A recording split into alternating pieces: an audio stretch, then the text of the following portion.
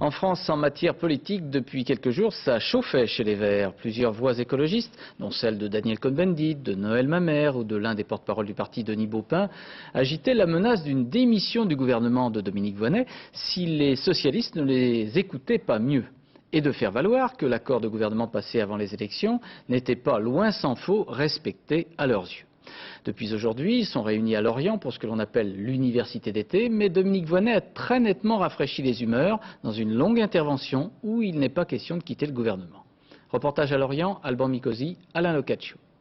Il ne faut pas commencer déjà à diviser la gauche plurielle, étant donné que la gauche plurielle... Le débat fait rage chez les Verts. Partout dans les couloirs, les allées, militants et responsables écologistes confrontent leur analyse. Suite à leur succès aux européennes, quelle peut être la place des Verts au sein de la gauche plurielle? Du coup, le grand amphithéâtre est plein pour entendre l'analyse cet après-midi de Dominique Voynet.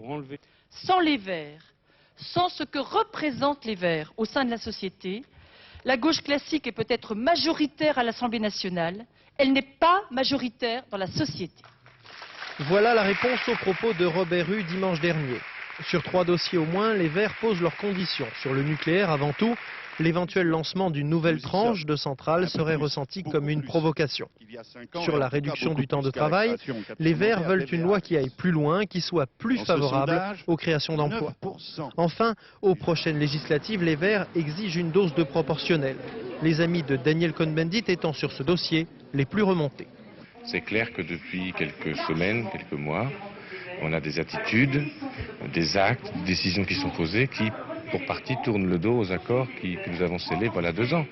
Sur le fond, les proches de Dominique Voynet sont plus réservés sur ces ultimatums, même s'ils ne nient pas l'existence de désaccords. C'est dans le courant de cette année qu'il va falloir actualiser les engagements pris en 1997 devant les électeurs. Sinon, je pense que la crise sera extrêmement grave, mais ne pensez pas que ce soit une crise que entre les Verts et le PS. Pendant ce temps, au café d'en face, le socialiste Jean-Christophe Cambadélis tente de calmer le jeu auprès des journalistes, mais pas certain de l'accueil qui lui aurait été réservé, il ne s'est pas rendu au milieu des Verts.